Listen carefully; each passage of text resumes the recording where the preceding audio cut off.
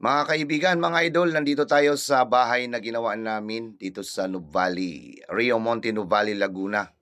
Napakaganda. Ito po yung aerial view niya, mga idol.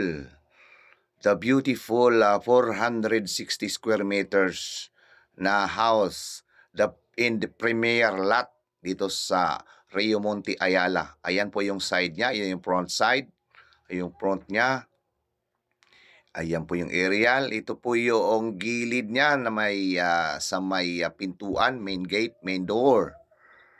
Ayan, napakaganda. Kitang-kita yung malayo doon. At ito naman yung pinakagilid niya.